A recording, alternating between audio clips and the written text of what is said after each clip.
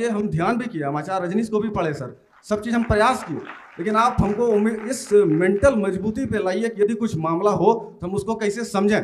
जैसे कि आज आप हम मौजूद हैं आपके सामने सर, आप बड़े शिक्षक के तौर पे आज देश में आए, हो सकता है कल हम आप नहीं मिल पाए और हम अटेम्प्ट देंगे 24 में, हो सकता है फेल कर जाए, कोई बड़ी इश्यू नहीं है। हमारी तुम्हारी मुलाकात लोकसभा में होगी, तुम इतने बढ़िया स्पीकर हो, तुमको हम चुनाव लड़ाएंगे, तुम टेंशन काहे ले रहे हो। एक मिनट माइक दो, मैं तुम्हारी बात करता हूं।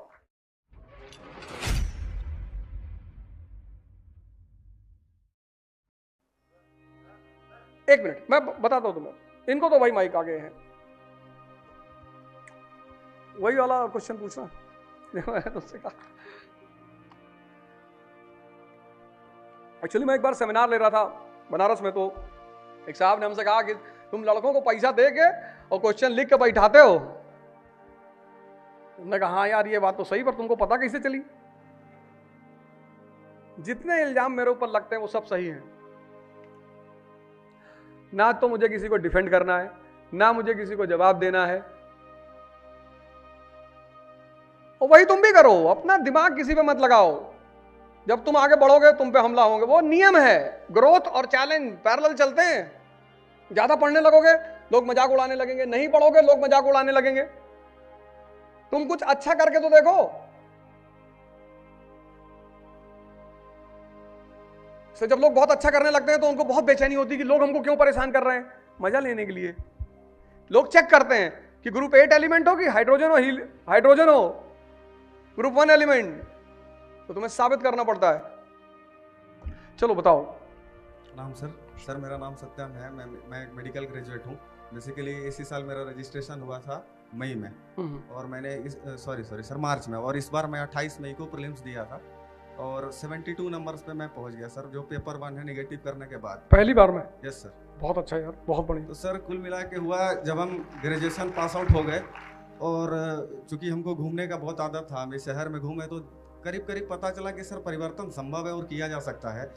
और जब हम इंटर्नशिप करना प्रारंभ किए तो इनिशियली देखे कि सर जो भी इलाज के लिए हमारे यहाँ आते हैं किसी को सीधा कैंसर नहीं होता, बेसिक बीमारी एनीमिया 53% महिलाओं को करना क्या है, आयरन टैबलेट देना है। मतलब बेसिकली इम्प्लीमेंटेशन और पॉलिसी, इस पे खेल बहुत चीज़ बना जा सकता है। इवन जो प्रोग्राम्स है जो गवर्नमेंट लॉन्च करके दे रही है, हेल्थ केयर प्रोग्राम्स, इवन इस बार भी क्वेश्चन आया था एनीमिया मुक्त भारत को लेकर के, डिस्पाइट इतना पैसा बर्बाद होता है सरकार का, कुछ वैक्सीन बर्बादें होती है, लेकिन क्योंकि प्रिवेंशन हम कर पाएँ एक भी लोग को तो जान बचाया जा सकता है। और इंडिया उस हालत में अभी भी नहीं है कि हम इतना पैसा लगा पाएँ इलाज के लिए, तो हम प्रिवेंशन पे काम करना चाहते हैं सर। हम चीज़ समझे, और इंडियन एक्सप्रेस चूँकि आपका हम देखे, और मैं आपको फॉलो बहुत टाइम से करता हूँ सर, और मैं आज 30 किलोमीटर से आया हूँ सुबह ही सर। अरे क्या बात है। और एक लाइन आपका हमें याद रहा सर, मैं कोई बहुत सक्सेस नहीं किया, और हमारे पिताजी से एक बात का द्वंद्व रहता था कि हमारे पिताजी हैं अफसर हैं अधिकारी हैं, तो हमें लगता था कि यदि हम उस जगह पे बैठ गए तो हमारे दोस्त के पिताजी करोड़ों बना लिए, तो हमें लगता था कि यार हमारे पिताजी इस तरीका क्यों नहीं करते। तो जैसे तैसे करके, लेकिन आपका मैं जब पढ़ा समझा तो आप एक चीज़ बढ़िया कर गए सर। हमें थोड़ा डिप्रेस था अपने मूड को लेकर के, क्योंकि पैदल घूमना, और एक हो जाता है कि जब पास कर तुमको थोड़ा आराम मिलना चाहिए ऐसे, मतलब कि अब हम भाई धूला में नहीं चलेंगे, कम से कम ना तो ओला हो जाए, कुछ ऐसा व्यवस्था हो जाए कि आराम कम से कम लगे। फिर भी लेकिन वीडियो बोले कि sir prosperity can't survive with weakness. Correct.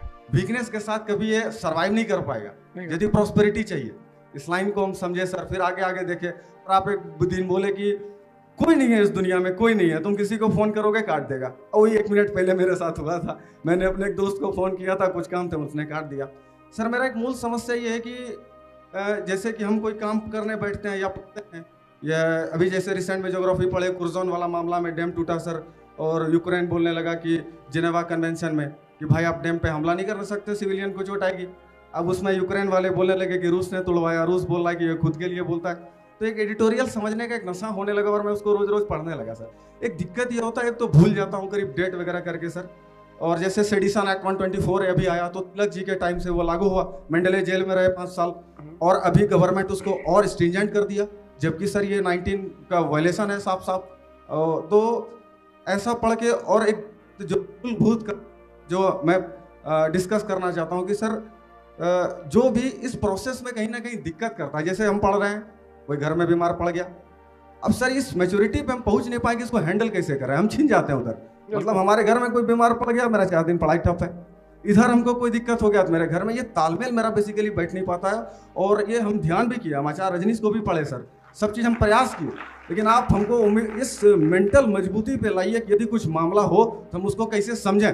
जैसे कि आज हम मौजूद हैं आपके सामने सर, आप बड़े शिक्षक के तौर पे आज देश में आए, हो सकता है कल हम आप नहीं मिल पाए और हम अटेम्प्ट देंगे 24 में, हो सकता है फेल कर जाए, कोई बड़ी इश्यू नहीं है। हमारी तुम्हारी मुलाकात लोकसभा में होगी, तुम इतने बढ़िया स्पीकर हो, तुमको हम चुनाव लड़ाएंगे, तुम टेंशन काहे ले रहे हो। 1 मिनट माइक दो, मैं तुम्हारी बात करता हूँ। बड़ी अच्छी बात इन्होंने कही, बहुत प्यारी बात इन्होंने कही।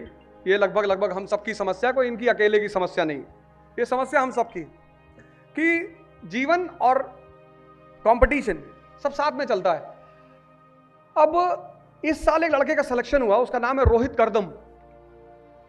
रोहित करदम कल ही मेरे साथ था, वो कल 2 लोग मेरे साथ थे, एक तस्कीन खान लड़की है उत्तराखंड से थी, वो थी मेरे साथ, वहीं कानपुर में एक सेमिनार था, और ये रोहित करदम लड़का जो है, मुझे रैंक तो एग्जैक्टली उसकी याद नहीं रोहित करदम की, तो कल दोनों लोग मेरे साथ थे। तो रोहित करदम ने मुझे बताया कि सर जब मैं मेंस लिख रहा था तो उसकी माँ को ब्रेन कैंसर हो गया था, तो लास्ट स्टेज में थी।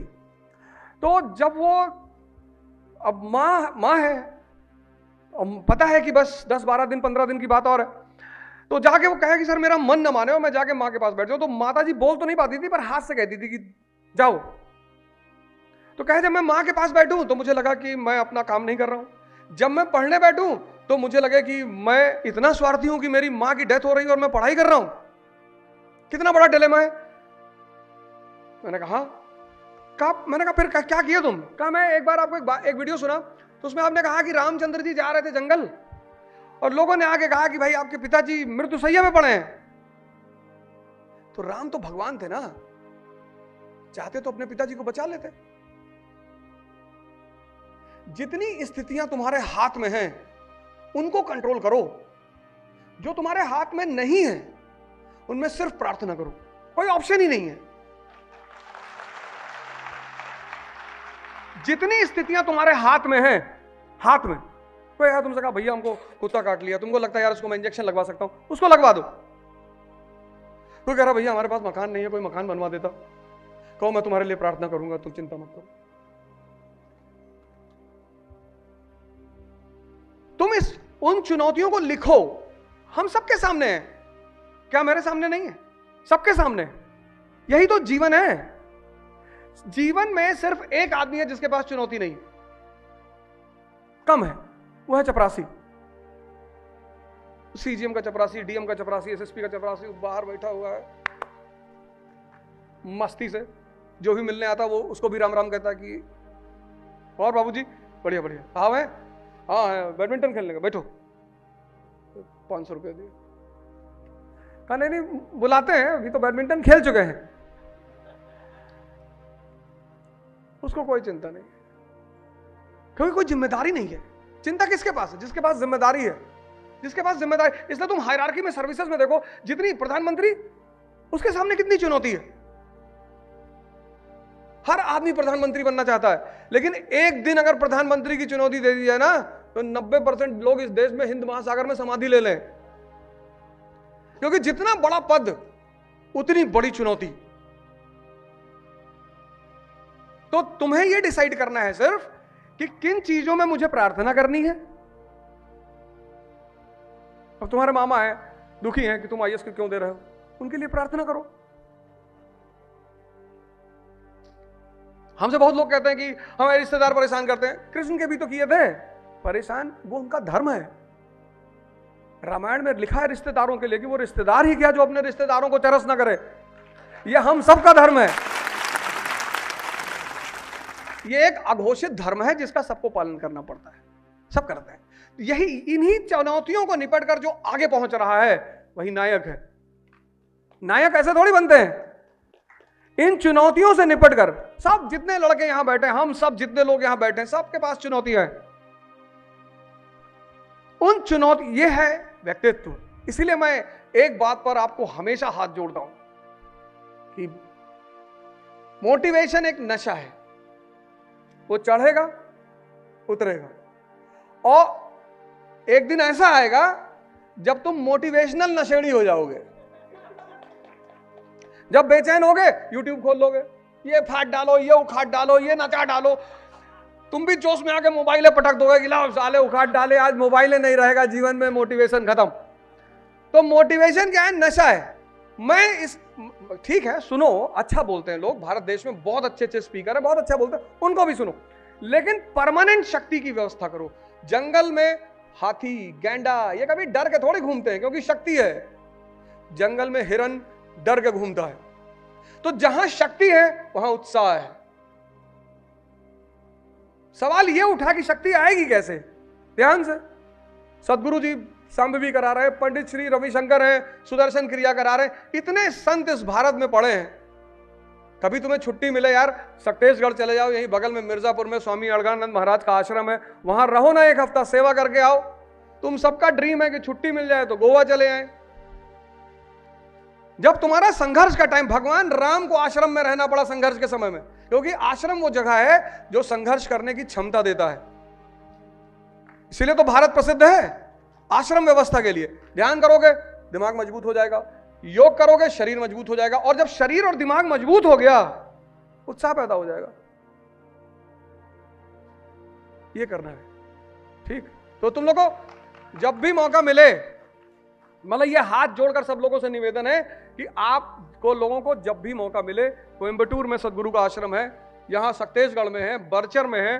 भारत तो आश्रमों का ही देश है ना, और वहां जाइए, किसी का बेटा बन के मत जाइए। मेरे पापा डीजीपी है, तक डीजीपी है। सब संत महात्माओं की जगह मारते रात में डंडा 3 बजे उठा के, और छत्तीसगढ़ में तो महाराज जी सुनते ही नहीं किसी की। वहां तो 3 बजे जो सोता हुआ मिल गया, ऑपरेशन तुरंत चालू कि मारो इसको पटक के। तो तुम 21 दिन अगर किसी विपासना मैं बार बार जिस सेमिनार में जाता हूं कहता हूं यार एक बार तो कम से कम जाओ, विपासना करके आओ, अपने मन को देखो। तुमको दिन भर बेवकूफ बनाता है, 4 बजे का अलार्म लगवाता है, सुबह 9 बजे उठाता है तुमको, फिर कहता है आज 14 घंटा पढ़ेंगे, फिर पता चला 1 घंटे बाद ले गया हजरतगंज चौराहा, 13 घंटे बाद वापस लाया, फिर रात में 11 बजे जलील कर रहा है कि तुम कुछ कर ही नहीं पाते हो, तुम आदमी ही ठीक नहीं हो। फिर अब उस जलालत को तुम कहां निकालोगे? तो पापा को फोन कर दोगे कि कहे थे 500 रुपया भिजवा देना, टेस्ट सीरीज चल रही हो, तुम पैसा नहीं भेज रहे हो, ऐसे थोड़ा निकलता एग्जामिनेशन। तुम वो गुस्सा पापा पे निकाल दिए, पापा गली में कुत्ते को 2 डंडा मार दिए, ऐसे चेन रिएक्शन चलता रहता है। हर आदमी एक दूसरे पे अपनी फ्रस्ट्रेशन निकाल रहा है। जय हिंद फ्रेंड्स, अनअकैडमी का आरंभ बैच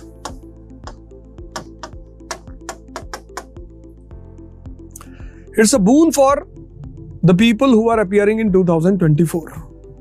अब बून का मतलब यह है कि अमृत पिलाएंगे आपको।